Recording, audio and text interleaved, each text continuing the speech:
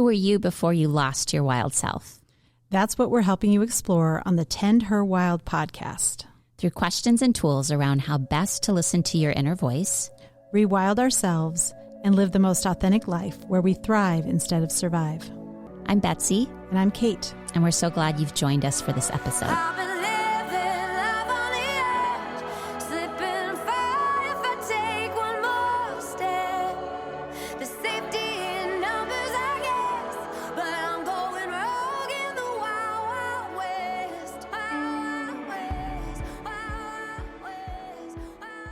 Hello, Tend Her Wild podcast listeners. We have a special guest that I've known. We just figured this out. We've known each other for 16, 17 years. So it's pretty amazing to have this beautiful person here in person with Kate and I today. So let me tell you who we're talking to. Dr. Jackie Kamradt is a licensed clinical psychologist, certified yoga instructor, professional organizer, podcaster, and an expert overthinker. She is on a mission in this life to help people free themselves from an overbearing mind. Who can relate to the overbearing mind? There's a few of us out there. Dr. Jackie offers services virtually and in person, including psychotherapy, coaching, psychologically informed yoga workshops, yoga meditation classes, online courses. She's amazing. She came to me when she was, what do we decide, Jackie? A freshman or sophomore as an undergrad. And she bravely came into my office and said, I would like to be you someday. How do we do this? And so, but you're so much more. And she's been a joy to have in my life for these many years. And so she's doing her thing in Chicago and was back in town. And we're like, we've got to talk to this amazing woman. So welcome. Thank you. Thanks for having me. Welcome. And I just remember doing yoga at the same time in Betsy's classes with you. So you're familiar to me from that. And then I've been following you and listening. And so, we're really excited. I feel like there's so much to talk about that we could have a 3-hour show, but Jackie and I just had coffee for almost 2 hours talking about everything. And we're like, we didn't even get through everything. Felt like, we walked to the bathroom and I was like, but wait, there's more. What else? What else? There's certain people you meet in your life where there's just an instant synergy. And I really, truly think that was there for you and I. And even though I know I've been a mentor to you over the years, there also comes a point in life where I think age disappears. I mean, I'm significantly older than you, and yet I feel like you're a colleague and a friend. And so I love watching you and all that you're doing in your life. And she's a new mom. And so there's been a lot of beautiful things evolving. Thanks. This is fun because you're both like close to my face and telling me good things about myself. I know. We so need I'm that, right? Good time so far. You've got a big, beautiful smile on your face thus far. Well, we always like to start with our guests so we learn a little bit more about the beginning of your life so we can see some of the through lines and maybe some of the experiences that have shaped you.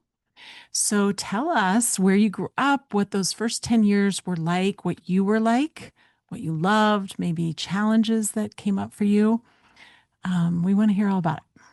Love that. Thanks for the free space to explore it.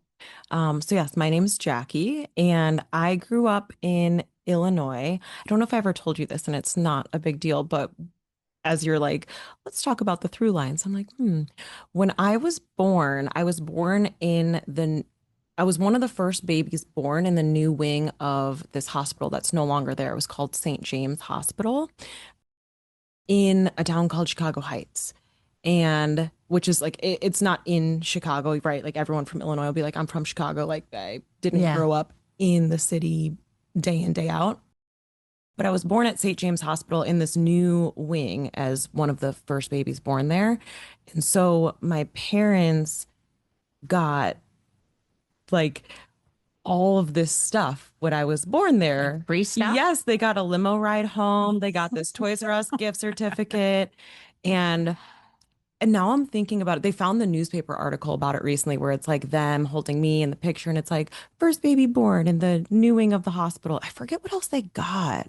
Jackie went home in style. One home in style. That seems very fake. You know, I always say like I was a VIP baby from the day I was born.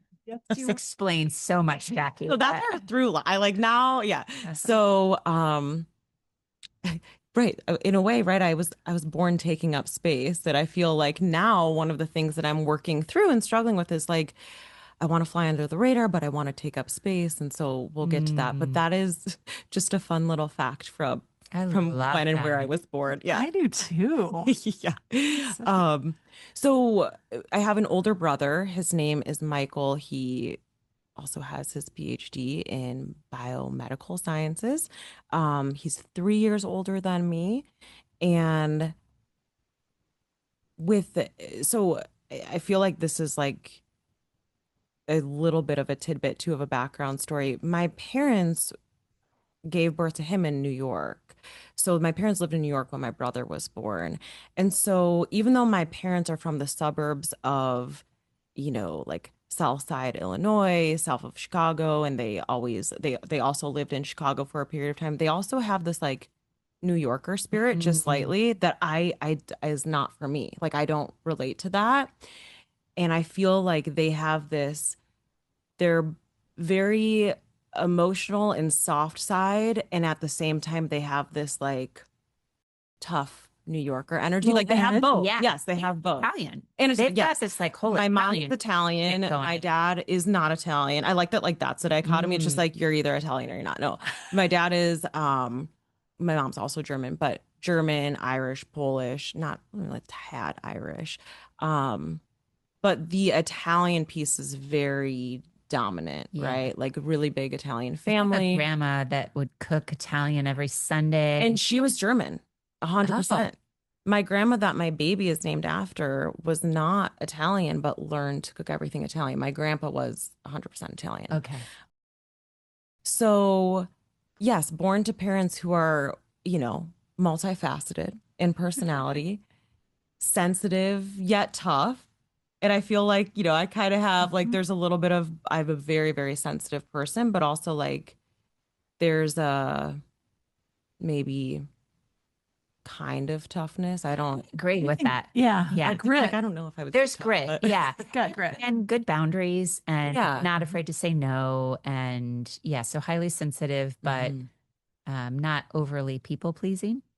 I think you've worked through that. I think I'm working Yeah. on that, honestly, even like the saying no, but I feel like that's in me, right? Like that part is in me to realize that, to come to that.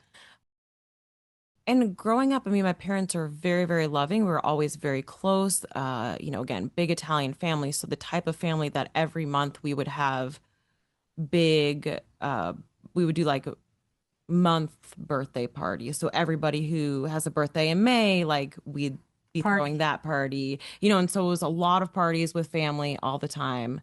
Really cool to grow up with your cousins as your best friends. And that has remained that way even still. Amazing. Like my cousin was my maid of honor at my wedding. We're all very, very close. So that's cool. And for as long as I can remember, as much as my childhood has this like there's that fun and like freedom, and my parents were very warm and loving, and my mom stayed home with us. So again, like there was a lot of time together as family, I guess is what I'm saying. And yet I was secretly struggling for as long as I can remember with obsessive compulsive disorder. And so when I think back on my childhood, sometimes I feel really sad thinking about childhood, which it always strikes me as weird because I'm like, but my parents loved me so much, right? I'm always like, but like it was totally fine. Like nothing dramatic or traumatic happened that stands out to me. But again, like I was secretly and trying to hide it, struggling with OCD. And can you define for listeners and maybe even describe for you what that looked like when you were a little kid? Yeah. Yeah. So obsessive compulsive disorder is characterized by having obsessions, like intrusive thoughts. So those are unwanted thoughts that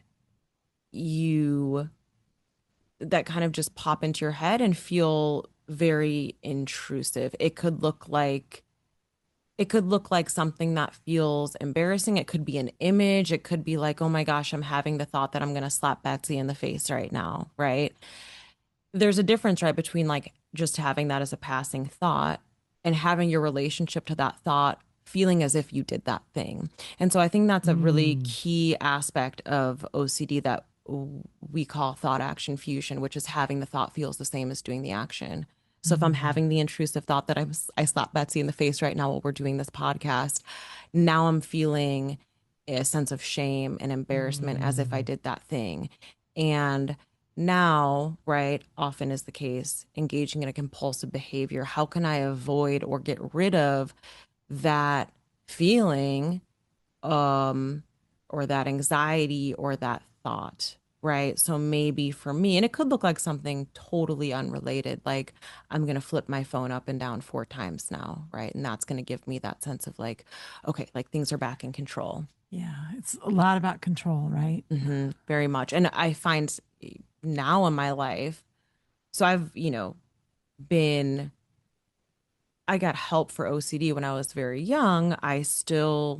There's been a couple year period, I think in college where I didn't have a psychologist. But for the most part of my life, like I've always had a psychologist, who I'm seeing maybe not every week, but I have it's on the docket, Yeah. like it's available to Yeah. me, because this is something that, it's so well managed, and I've been at it for so long.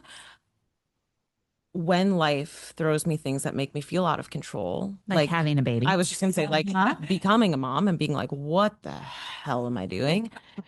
That's where I find it pops up. And because I've had it for as long as I can remember, the ways in which it pops up can be very subtle and sneaky. And it can Mm. take a little bit for me to be like, to come to consciousness almost. It's kind of like being in a trance, like a Yeah. hypnotic trance, right? In a not positive way, though, where all of a sudden you're like, oh, wait, like I've been arranging my desk, or I've been doing this thing, or I've been checking my calendar on repeat for 20 minutes. And it's like a coming to and being like, oh, okay. And then I'm like, oh, yeah, well, I'm more overwhelmed right now.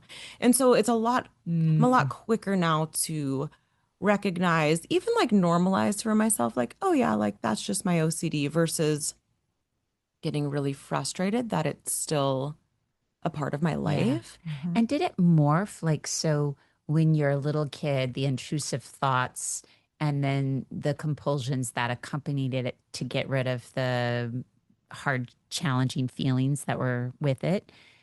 Does it change over the course of your life? So the same intrusive thoughts you have as a kid aren't the ones you had as a teenager or a Mm. 20-year-old or now a 30-year-old.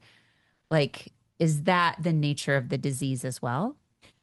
I think so. And for many people that I work with who have OCD, and just people in general who I talk to, will talk about how they'll be like, oh, well, that's resolved now, but now I'm on to this other thing. Ah, And I kind of talk to them about it like it's kind of like our minds are like a conveyor belt, right? And it's like, here's all of these things in the conveyor belts. And as soon as, this, and this get to the cashier and bagged up, there's something else that's waiting there, right? mm, There's always something else. And for me, right, like at this point, I've kind of viewed it as like, what are the a little bit like common threads or messages like underneath some of this stuff.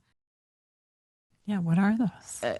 Right. I mean, I think that's what makes so many of these duplicate thoughts, but it's like a repackaging. So, yes, I think the intrusive thoughts over time have changed, but it comes back to things like you're not good enough, something my parents never made me feel like, right? Like, I have parents who have made me feel as if I could do, maybe even to a fault, like that I could do anything.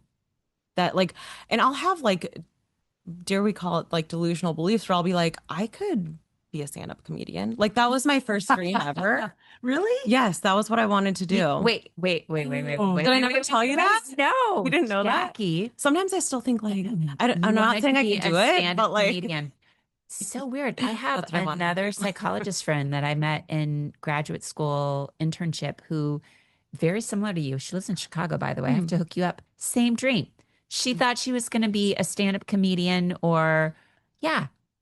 Yeah, that was the first thing I ever wanted to do. Like I remember like being like 5 and my tennis coach at the time was like, "What do you want to do when you grow up?" And I'd be like, "I want to be a comedian." And she thought it was like the funniest thing that like I was a kid wanting to be a And then she comedian. was laughing. Yeah, which she was made laughing, you and I was like, reinforces that. Yeah. Yeah. Did you perform at all as a kid? And were you in plays? Did you do perform? No, but my mom always says that.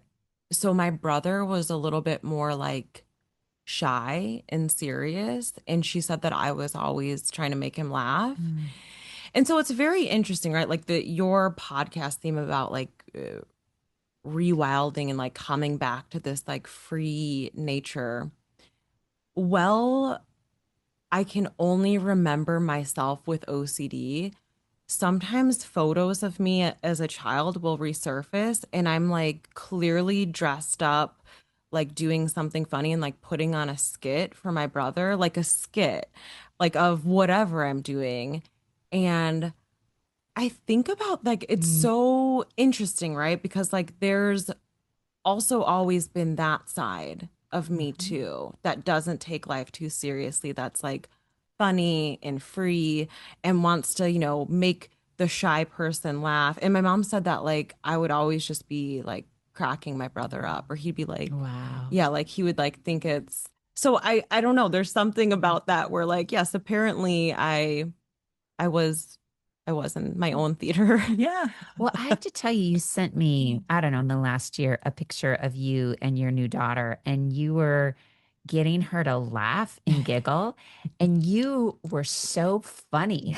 And I was like, who, look at Jackie. I was it because I think yeah, I mean the academic path you've trod, like everything you've done, you are so smart and so intellectual and there's a seriousness about you. Yeah. You take stuff seriously. Yeah. And so to see this joy in you and this silliness, it was so revolutionary for me to see it. Oh my gosh, look how much Yeah. look Jackie with her baby. So I love to know that it goes actually further back. Yeah, it does. I think Yeah. that thread is there, and I for years, like even pre getting pregnant, I have felt on the cusp of like being more real, like being not that I've ever not been real or myself, right? But being more open, being more like raw is maybe a good word, being more funny, taking things less seriously. And I've always felt like kind of on the cusp of that. And I find, and this is where I think OCD can pull me back because there's something that feels very out of control about that.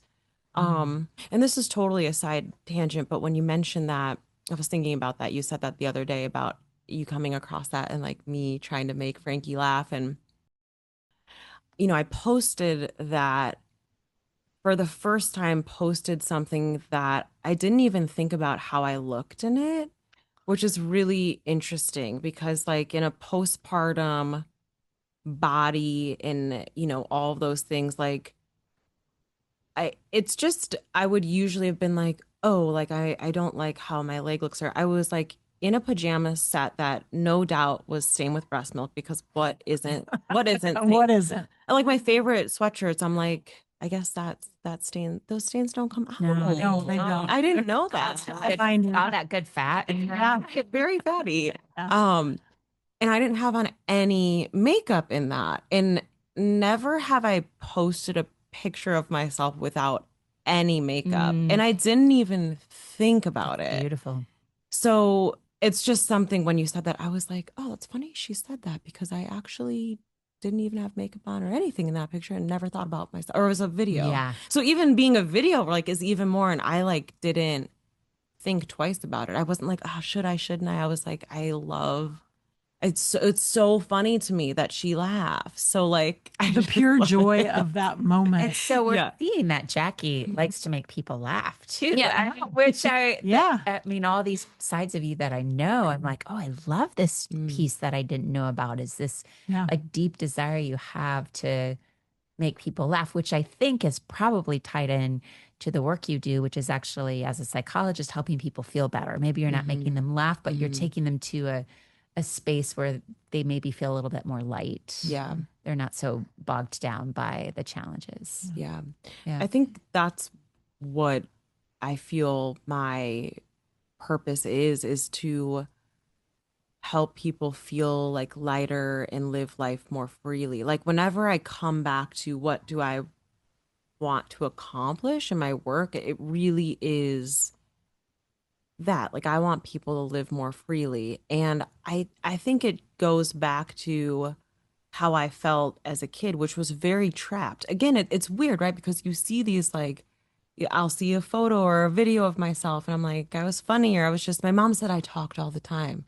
She was like, you were always just like blah blah blah blah blah blah blah blah blah blah. And I was like, well, now I made a career of listening. So I guess I got Yeah. it all out. But also podcasting. But also I do like to talk. Yeah. So you have an outlet for that. Yes. Yeah.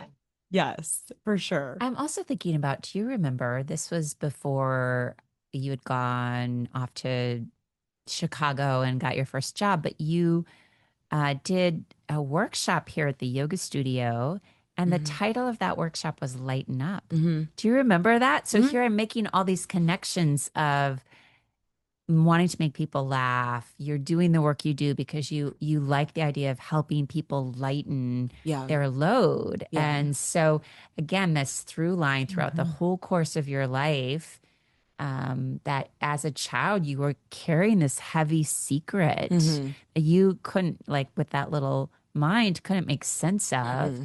And so part of your pain got transformed into this desire to really help people lighten up the heaviness they carry. Yeah.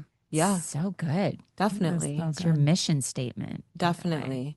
I think as a kid, right? Like I even have it just kind of speaks to how incredibly powerful a secret is and how keeping it can be so creates really dig deep like a place for shame to get buried and Mm. grow, right? Like the grooves. Yes, the power of a secret, and the power it has when you unearth that and say it out loud or express it in some way. And I mean, that's what psychotherapy did for me. I know as a kid, like even having super supportive parents, like I was hiding it from them that I was, like my mom would maybe be like, hey, like hurry up, we have to go. Um, because I'd be in my bathroom forever arranging and rearranging. And there's so many examples of that. To name one, I had like a little tray that had, like fancy stones that you can buy, like pretty Yeah. rocks. I like collected those, it was big into collecting, like hoarding tendencies there, like that kind of thing. And not in a way that made me feel happy, right? Huge distinction between like, I collect things because I Makes me enjoy feel better. it Right. versus like I feel compelled to, for some reason I must do this. And I had this tray of these like pretty rocks and I had all of these OCD behaviors around it where like they had to be in a certain way. They all had to like touch the bottom of the rock, had to touch the bottom of the plate, but there was one too many rocks for that to be possible. So you could see how I'm playing like whack-a-mole with rocks for like 3 hours. Mm. And like quite literally, I would take that much time, like that much time would be taken up with my compulsive behaviors. Not to mention internally all of the stuff going on Yeah. in my head about like, Right. what is wrong with me? I'm crazy. Nobody else is doing this. And obviously at the time, I didn't have the words to call it OCD or compulsive behaviors. So here I am as a kid having really scary thoughts about like, my parents are going to die unless I prevent it by blinking my eyes 3 times, right? Or and not knowing where it's coming from. So definitely taking it as like truth because I'm like, well, I don't know anything about relating to my thoughts yet. Yep. And I called my compulsive behaviors habits, which is interesting, right? Because that's what they are. So that's what I named them when I was a Yeah. kid. I was like, these are just my habits. Sometimes I'll still call it that. It's like sometimes it makes me emotional to like hear that because I'm like, that was the language, at least in my head, I was using to describe And it. to make it feel acceptable, maybe. Yeah. Like, Yeah. because habits Yeah. are okay, right? I Right. hear other people have habits. Right. And when did the secret come out? Yeah. When did you finally get the help and start to actually have a name for it and start to work through it? How old were you? Like it was getting bigger and bigger. So, which this is what happens with avoidance, and OCD is really a cycle of avoidance. And so, avoidance begets avoidance. So, as you avoid by trying to shove down discomfort, you have to do more and more of that thing to get that same hit of relief or that same hit of reassurance, right? And so, by about eighth grade, I was always labeled as like a worry wart. You're going to get an ulcer because I was anxious too, which I think would make sense, right? Like you're having those kinds of like that level of thoughts, like existential like crises all the time. Like yeah, you're going to be labeled like that. But there were things that behaviorally people could start seeing. So like I would go over my letters and my written homework over and over again, and a teacher would pick it up, and I remember she'd be like, that's interesting. Like there'd be like a hole in the paper because I'd have like kind of dug through it like so hard and so much. And um there was other things that I feel like people could see like that. Like I would sit by my backpack at night and like zipper and unzipper. My mom would be like, at some point it'd be like, hey, like you gotta go to bed or whatever. I don't think anybody, because I would always like play it off, which is weird, right? Because no one's like, You were smart. like somehow I knew like this is something you're supposed to hide. Like I was like born with the knowledge that I'm supposed to hide this or something. Like I don't know, right? I don't know how. So I started talking to a counselor at school, really out of a place of like, I'm anxious. And so I would just like go there and I would always notice like how much better I would feel after talking to her, whatever I'd be saying. I don't even know I don't remember. And one day I was talking to her and I must have described by then like my habits, right? And she said, she used the words OCD, like she, without like officially labeling it, because I think she maybe felt like or knew like that wasn't her place or something.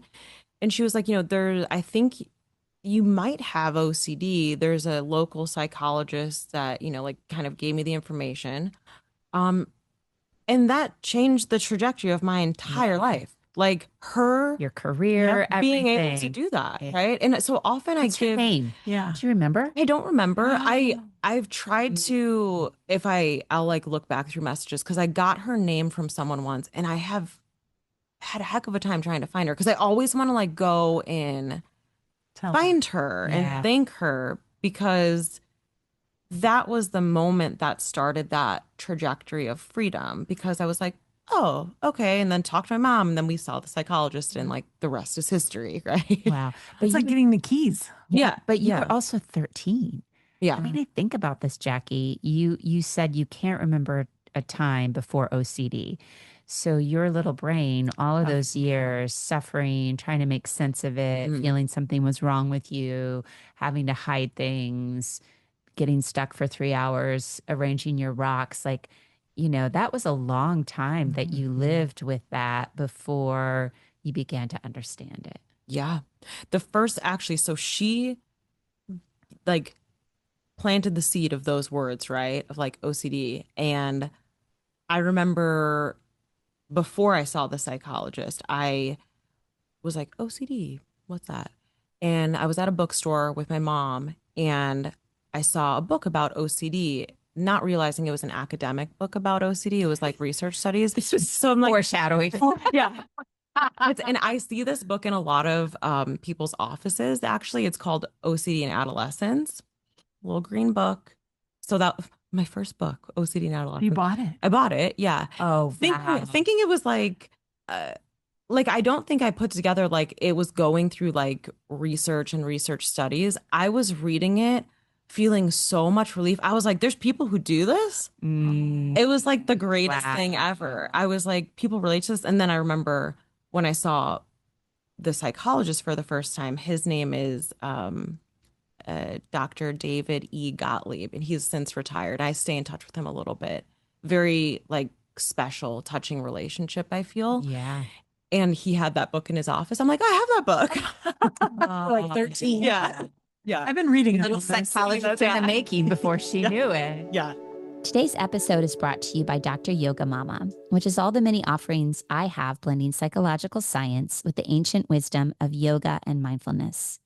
Join me for a yoga class, a meditation weekend, an online course, Wisdom Wednesday, which is the first Wednesday of every month, or maybe even an international retreat like Greece in the fall of 2025. By providing spaces and experiences for people to look inward, it is my great honor to watch people become the change they wish to see in the world. This podcast is being sponsored by Kate Moreland Coaching. As a transformational coach and an advocate for authenticity and well-being, I work to support individuals and organizations navigating challenging times. Whether you are an individual, a leader, or an organization, your creative power lies in your authenticity. Doing the work to understand your strengths and acknowledge the patterns and rocks that are in your way is the path to well-being. Whether it's your career or your relationship with yourself or others, transformational change begins within. To learn more, reach out to me at katemorelandcoaching.com. And it did, I mean, take us just a little bit through, because I'm imagining there are people listening to this that either have OCD, they have characteristics of it, they know people, or they're dealing with anxiety. And just, you were, and here on this podcast, we're talking about getting out of these cages that we all get trapped in. And clearly OCD was such a major cage for you. Yeah. Starting to get the treatment and beginning to understand it, then talk about sort of your own freedom and expansion once you began to understand what was going on. Yeah, I remember. So, when you're, and I'm not a child psychologist. I work with adults 18 plus and often, people who are like older than 18.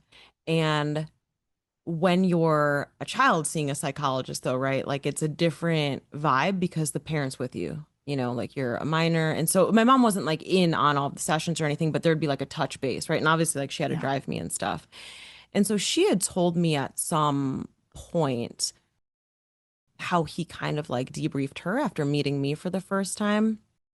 And it sticks with me because he had told her, like, her OCD is so severe, I'm not sure that we could make progress without having some medication on board first. And I remember having not even known there was another way of living than having OCD. I was like, but because I was aware of like that part that he was considering medication. Maybe he told me or my mom told me or something. And I had said like, let's try it without, because I was like, I don't, first of all, like it's scary. I think medication is less and less scary now. And it's also more and more mainstream, but especially as a kid, I was like, well, and I was like, I just learned the words for this and I already feel better. So why don't we see what else we can do? Yeah. Yeah. So I was like, Just keep talking. yeah, let's just like see. And so he was like totally fine. And I thought that was perfect. I felt like it was great that he provided that right away as an option, that he validated the severity of it, first of all, which I think probably helped my mom, my parents understand too, because this was all like news to them. Like, oh, she's been actually like crying every night and hiding in her room, like trying to prevent your deaths. Like, you guys didn't know that, but like she's not okay. Yeah. And so we started working together weekly. And the freedom came very, very quickly. I would say the first level of freedom came, and then there's been all of these different challenges throughout life and sometimes what feels like plateauing. But I would tell him the thoughts that I thought made me quote unquote crazy, right? That no one else was having. And he would sit there and listen and just like it was Accept fine. Yeah. Yeah. Like, it was just like, okay, like I could say that. And then I'd be like, oh, I've never said that out loud because I thought I'd go to jail. Like, whatever I Yeah. thought. He didn't have the shock reaction that you feared. Not at all. Not at all. And then we were working on like ways of, again, I don't recall him using this language now that I'm a psychologist, right? Like, I can conceptualize my treatment and healing, right? But like, he taught me how to expose myself to the things that made me most uncomfortable. And instead of avoiding them, actually going right to the belly of the beast and sitting with it and coping with it in different ways. None of those ways that were like, and get rid of the discomfort that you feel. It was all about dealing with it. Yeah. And, a couple things. One, it didn't occur to me that I had an option to do something different, which I know sounds really weird, right? Because now we can think of like our thoughts as like, oh, well, I feel guilty, so maybe I should do this thing, or it's a choice. Yeah. Right? It might feel intense. But as a kid, having these rules flood my mind. And they always felt very high stakes, right? Because it was like, well, someone's gonna die, like someone I love I might don't die do if I don't do this, or this really bad thing's gonna happen to me, or I'm gonna feel this insane sensation of physical discomfort if I don't get rid of this. So just hearing from him these different options of how to respond, like, so we worked on how to get out of my bathroom. I think that was like the first thing we worked on, because I would get so stuck in there doing all of these different behaviors. And so I remember one of the things that we talked about was like having my hands full when I leave the bathroom, so I can't do my usual things with the lights and things with the door. And it was really interesting because what it did for me was make me slow down, because now I'm holding, a shampoo bottle and something else in another hand. And so even if I want to go back and do the usual compulsive behaviors, I actually have to make a conscious decision to do that, which that alone is a decision. Yeah. Right? A lot different than my thoughts bossing me around and me being like, okay, I'll do whatever you say. I want to make an important point because, again, I think I could apply to anyone listening. Until you develop the capacity to be conscious and observe your own thoughts, they are just normal. It is just normal. So for you as a kid, you knew nothing else but OCD. Like you and all kids have that egocentric perspective. So you probably imagined this is just how people, this is what happens to Everyone, people, yeah, everyone's right? thinking. And then, but also maybe sensing But it was weird. that it was strange, right? But your like you didn't have the option to look at it until you received that Yeah. help. Yeah, and almost permission. So I will share. I'm a parent of someone of a child who dealt with this at a young age. So I'm sitting here, kind of processing this, as your mom probably did too, and this guilt as a mom of like not seeing it, or seeing it but not understanding it really, and thinking I was helping when I really wasn't helping, until she went to see someone and got help. And so I think it is when you said that about, my parents, like it wasn't anything they had done, it was also very freeing for me to hear as a parent, because there is a part of you that thinks, was it perfectionism? Was it school? Was it pressure? Like what, kind of, but it does build up over time, and it's really something that's a coping thing that you are doing at such a young age that you don't know any other way until you learn another way. Yeah. So I just want to say, as a parent, I mean, I think it's also good to tell parents, like, professional help is so important. It's, we're not all trained in this, and that it's not, there was such relief for me as a parent too, once she was able to find that help. Yeah. Thanks for sharing that. It actually reminds me of like one of the most powerful disclosures that I've done in a session with a client is with a mom of a child with OCD.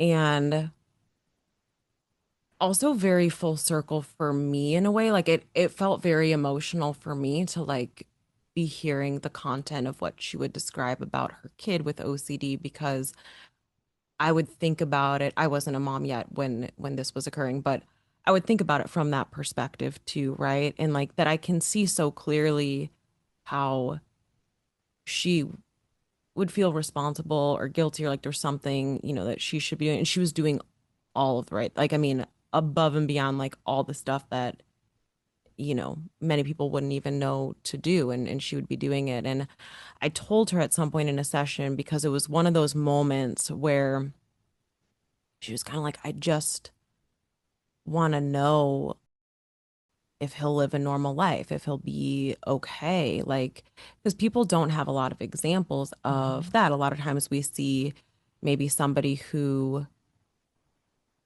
is not in treatment, right? Like it has OCD, but like isn't treated. So we see them like they're not doing well. We don't always see someone who's kind of like, Managing it well. Yeah, thriving. still right, Yeah. still going through, like where it's not like totally gone, but like they're living a meaningful and big life. And I told her in that moment, I was like, went through the whole spiel of like, I don't, share this to be about me, but like all of that stuff, All the 'cause ethics we all the learned, ethics, yeah. right? And then I was like, but I want to share something with you, which is that I I have OCD and I had it since I was a kid. And she started crying. Mm. And I was like, what is this like for you right now? It's like, as I shared that. And she said, you're doing so well. And so I feel so much better. And hope. Yes.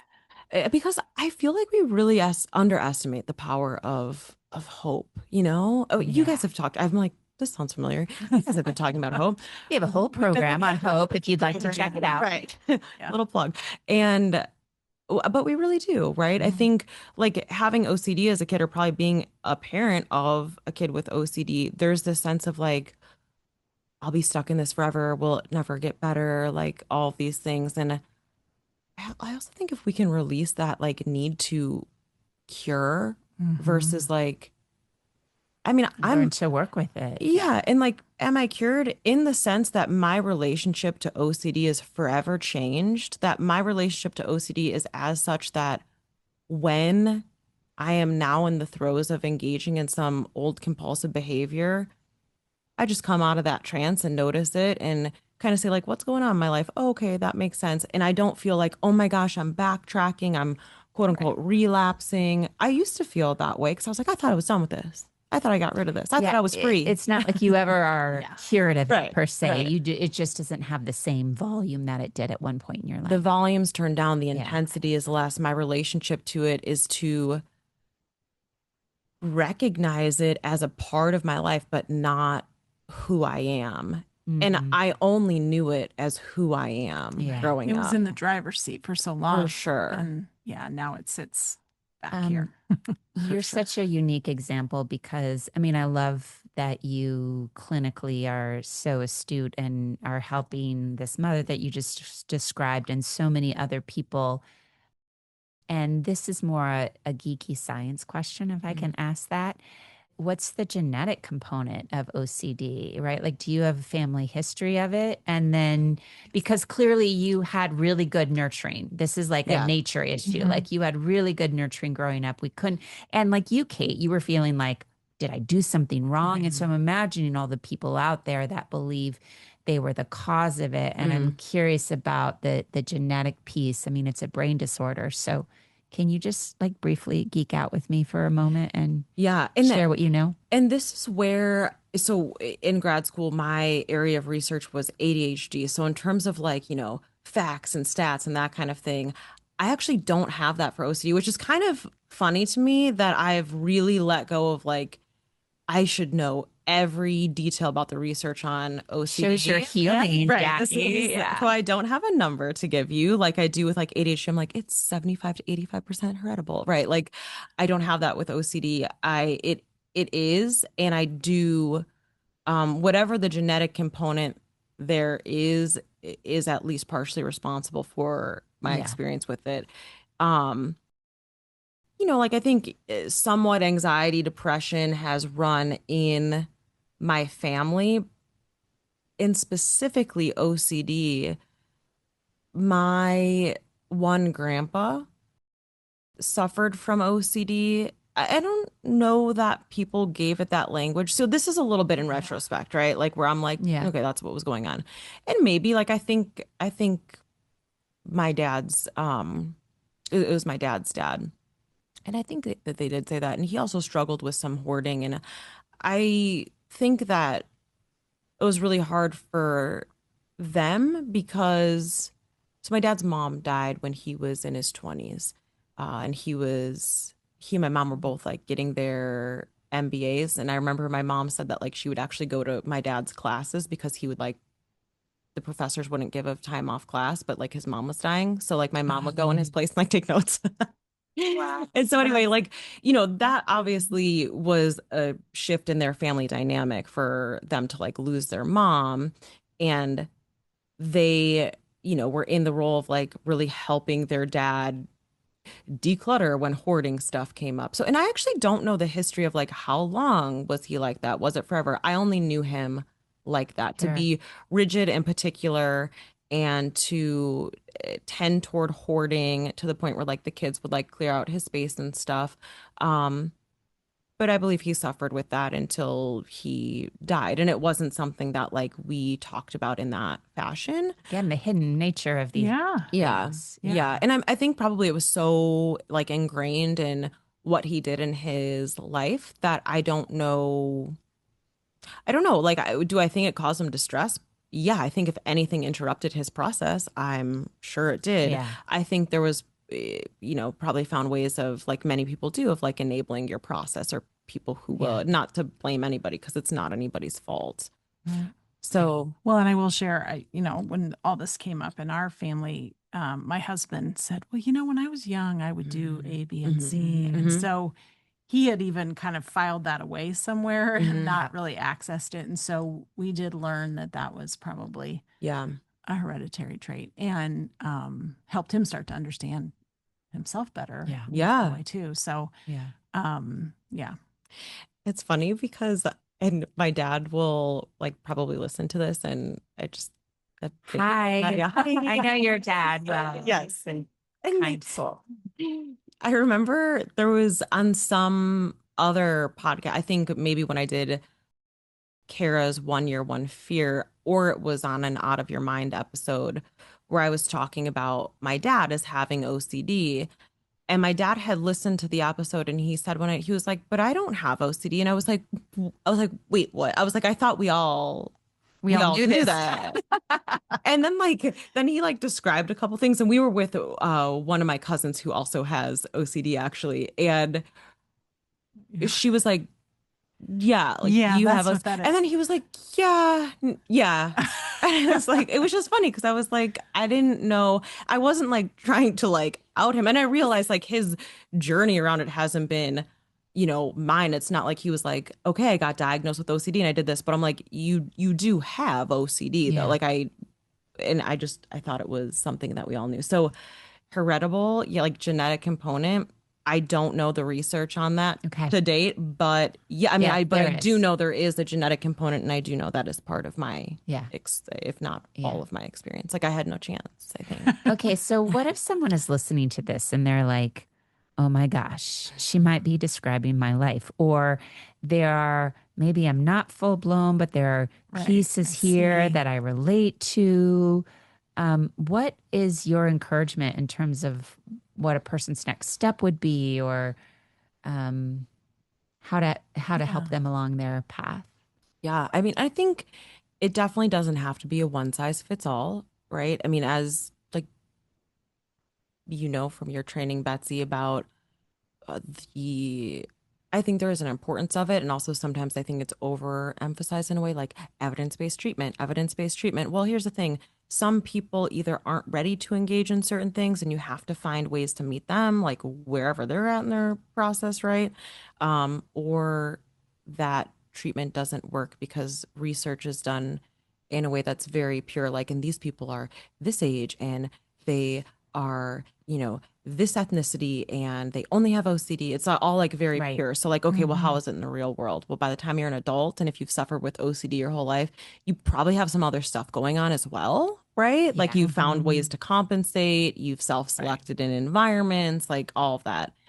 So the first thing that I think, right, is reaching out to I feel strongly about that. Like, I mean, I think if you have supportive people, definitely talk to them about it, but reach out to a professional who can help you. And ideally, you're looking for someone who has experience or expertise, because there is some evidence that there's certain treatments or certain ways of being in therapy that can actually make OCD worse. You could imagine, right, if somebody's coming in, here's my intrusive thought. And if the provider is helping them engage in proving or disproving the thought, right? Or constantly reassuring them, right? No, like we need to make the space. We need to be able to sit in our own discomfort as a provider, first of all, to do this work, because you are going to be bringing somebody to some of their most uncomfortable stuff, and you have to be able to sit with them in that. Yeah. And they need to be able to trust you that like you can handle that too. So you can't be getting rid of their anxiety. Exposure and response prevention therapy is a gold standard. Yeah.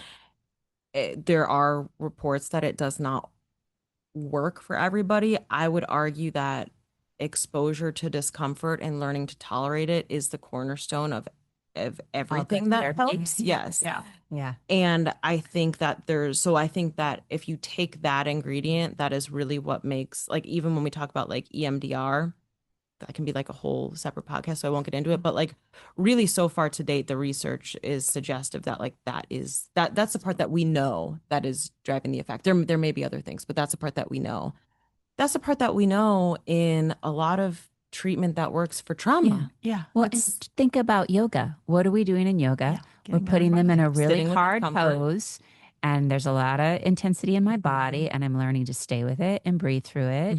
And then I come out of it, and there's a sense of relief, and my nervous system Yes. is into that parasympathetic state, right? Yes. So I love that theme of, and I think this is universal for us, no matter whether we carry a diagnosis or not. Like, can we learn to sit in the discomfort of being a human? Yeah. It's hard and it's painful, and we could numb out in a million different ways, but it'll come out sideways somewhere down the road. So that piece of like learning to stay with the challenge, and that it may not ever go away. I mean, I think that's part of your story that feels important. Yeah. It's not about curing. Yeah. I think that it's important.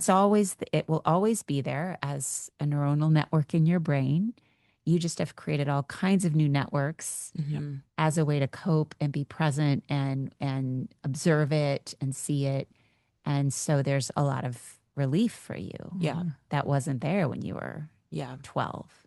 Yeah, definitely. And so I think, like finding somebody who can meet you where you're at. So if where you're at is I'm not ready to, like stop doing the compulsive behaviors I've been doing for so long, maybe you're ready to just start learning. There's a lot of power in psychoeducation around OCD because of the fact that you feel so much less isolated then. And because then you start becoming conscious of the things that you're doing, and you realize you might feel compelled to do something, but there's like this tiny insertion of space where you're like, is it a choice for me to do this? And that frustrates people, right? When they still engage in the compulsion. Were you going to say something? Well, I was just going to say the experience of being able to say out loud and have the self-awareness around this, which is so much of everything, right? It's the self-awareness is the first step. Yeah. And I feel like in my experience, having that expert be able to work on the self-awareness piece, not just for the child, but for the parent, right? Is step one, like just understanding what's happening now, what you choose to do, and what like the next steps are as people are ready for that is their own journey. But it's the awareness around it. And I feel like we don't really talk a lot about this. Yeah. We talk a lot about anxiety and depression, Yeah. in all the stats around that for young people, which is staggering right now for like, especially 18 to 24-year-olds. It's something like half are diagnosed, but that often there's a connection there with OCD. And if we're continually like allowing people to be in the dark about, how they're navigating in that connection, I just wonder how, which is why I think it's so important we're talking about this, because I guess it's way more prevalent than, and people just don't have the awareness around it. Yeah. And I think, and it's still, it's not like, I mean, certainly, right? Like not everybody has OCD. So I guess like relatively speaking in the whole population, like, is it rare?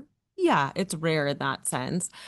I do think this is where like the power of finding the right provider, or like maybe you find a few people, or maybe you go to there's like an international foundation of OCD, and like I think there's a listing of providers on there, right? Or if somebody reached out to me and I wasn't able to take them on as a client, right? Like, oh hey, I'm thinking of this person, and this person. I think that again, like a trusted provider is important because you're looking for someone with some level of expertise around it, even if that's not like what they do all day, every day. Someone that does exposure based therapy. work, whether or not they're going to go through a full protocol with you, but like they can give you psychoeducation around that process. They could talk about it in terms of like, okay, well, this is, the like I thought action fusion is something that the idea that having the intrusive thought is the same as doing the action, that it feels that way. That can be such a relief to people to be like, oh, like that's why just having this thought that I'm going to do something really bad makes me feel guilty, and like I'm gonna get in trouble and I'm exposed and I have to come clean about something that I, like scrupulosity, right? Like all Yeah. these different things. And so there's some things that I think are rather simple that sometimes can bring people to their next level of Relief. healing. Yeah. I also liked something you said earlier that for you, you kind of acknowledge I'm going to be managing OCD my whole life, and that I will plateau and I'll have it well managed. And then a new stressor will come along. Like you had a baby 8 months ago, and then suddenly some of that old patterning comes up, but now you know it, you see it, you Work with acknowledge it, you say, go back to the back seat again. It's not driving the bus in the same way, but that throughout the course of a life for all of us, we all have something. Yeah. And when we go through those stressors, that old patterning then rises up to the surface again. Yeah. And it's actually, I feel this to me is healing, that I'm like going to say this, but I actually think it's kind of cool that OCD is like, Jackie, you don't even have to think about it. I know how to handle this. Right? Like it's kind of cool. I mean, it's hard and I have to manage it and I have to put it in its place, right? But it's like I've gotten to a place where I'm a little bit like, thanks OCD for trying to handle that. Like you didn't do it right, but like you did your best. And it's like becoming a mom Yeah, oh, that's beautiful. is so chaotic, right? And OCD was like, we got this. Like I'm gonna get you through this. And the problem is there's not enough time for it. OCD? For the OCD. Whoa. I don't, and it fascinating. makes me feel out of control too, because I'm like, what am I told my psychologist, I've had this sensation repeatedly for like since the baby came. Whenever I'm doing something, I'm like, and what am I forgetting? And like OCD will come up in subtle ways. It's like, wait, but like I know I can help you make this diaper perfect. And I'll like look at like my husband, I was telling Betsy, we both started out never changing a diaper in our lives, no idea what's going on. So we were both kind of like, a little nervous and unsure about everything to start. Time goes on. It's not intense for him anymore, right? And for me, I'm still like unfastening the diaper, refastening it. And like then finally one day I came to consciousness. I was like, oh, hi, OCD. Thank you so much for trying to prevent my baby's diaper from leaking. But like, if it's good enough for my husband, I guess it's going to be good enough for me. So it's the constant like reemergence of it. And it is remarkable, right? That like there's this capacity in us to create structure out of nothing, to, out of a place of chaos and uncertainty. And honestly, I think that like OCD is just like a mastermind at that. I think OCD is like, you are going to be worried about death and dying if I don't come in and teach you all the rules, right? It's like you're going to be in an existential void. Like, and the reality is like there's freedom and I think being in like that whole place of Not uncertainty. knowing. It sounds like you've really made peace with it and almost like befriended it in a way when you can talk to it that way and be Yes, like, when "Oh, I can. yeah, Yeah. just beautiful." And we have to say, this is kind of we're nearing the end here, but Kate and I had the honor yesterday of going to a luncheon where Jackie was the speaker.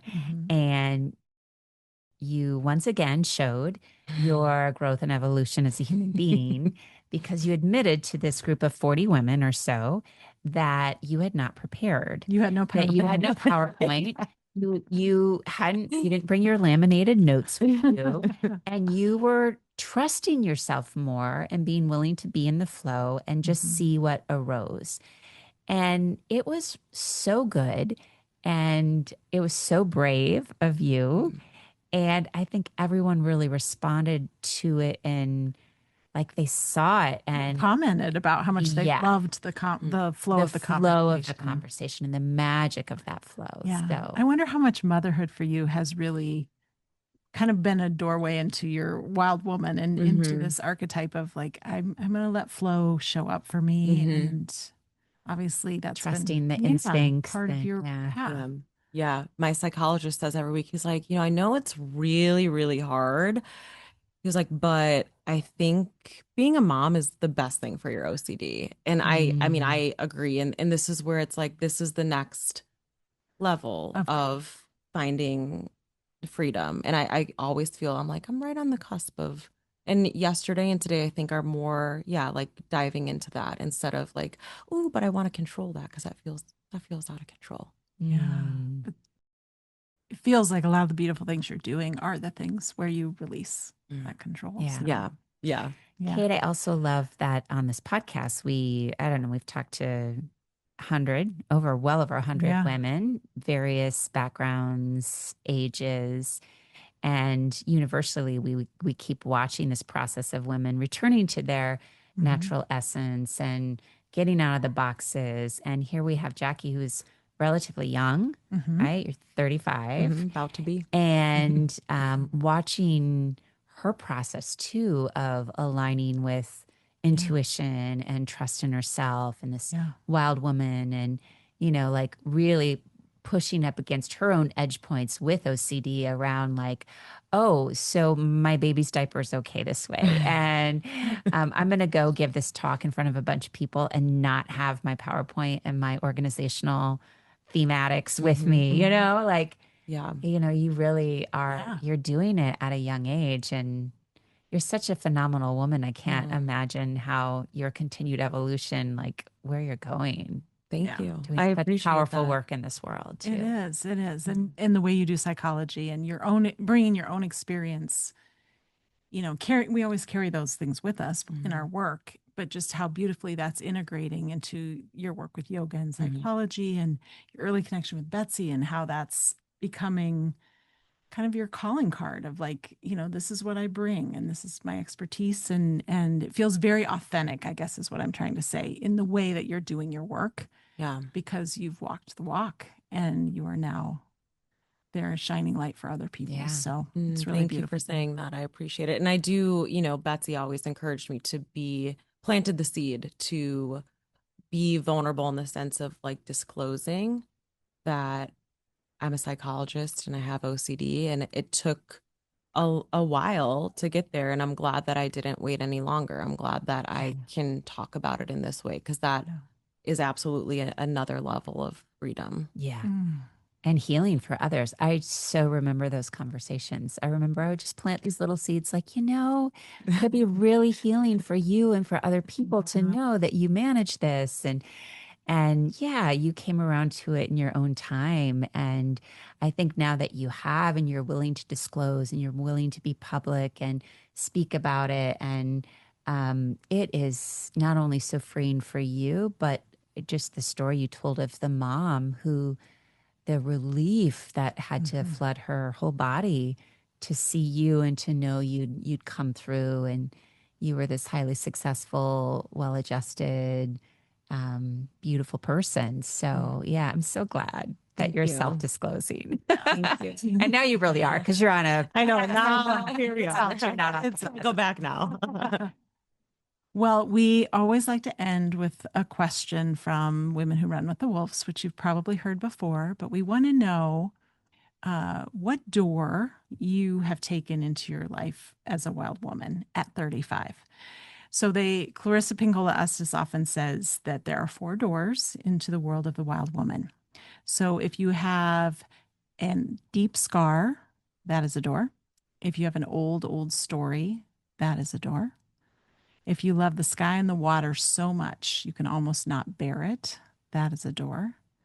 And if you yearn for a deeper life, a full life, a sane life, that is a door. Does one of those jump out for you? One or more? Old story. I come back to that a lot. And the last one you said. Deeper life, Yeah. full Full life, life. sane life, Yeah. which really speaks to your evolution and Yeah. your love of psychology and searching for meaning and deeper work. Yeah. Oh, Dr. Jackie, I have a feeling that people are going to want to work with you after they hear this Yes. conversation. And it is beautiful because you do telehealth work, even though you're located in Chicagoland. Tell people where they can find more about you and your Yeah. work and Yeah. what you do. So while I do have a professional social media page, my relationship to social media is a little bit like I'm not obsessed with it. So really my website. I love that you just I said know. that. I'm not obsessed with it. Like it's freedom of fine, that. but Yeah. like you could definitely find me on Just Dr. Jackie, my Instagram, but my website, justdrjackie.com, would be a great place because you could see a little bit more about how I describe myself, a little bit more on like my training and background, if that is important to people. You can just send me a message through that too. So that is a great way that people connect with me. And on there, I also have like a couple different resources and I made an online Lighten Up program that is actually about clearing your internal and external clutter. I created kind of like an arm of it around to help people who maybe have hoarding tendencies. So I was thinking about kind of both things. So I made a program that's a standalone that people can dive into if they choose. But that's how people can find me. So Jackie Kamradt, justdrjackie.com. Yay. Thank you so much for your openness and your, telling your story, but in a way that provides a lot of hope, I think, for Absolutely. people, which we love to be sitting here talking about hope right It now. is our theme for this It year is. is hope. So You this is- brought it today. Yeah. So we're very grateful. Thank you. Thanks Thank for you, having me. Jackie. Really love you. I was so glad Love you were you here too. today. Thanks for joining us today. If you like this podcast, please subscribe, rate, and review. Come back and rewild with us again next week.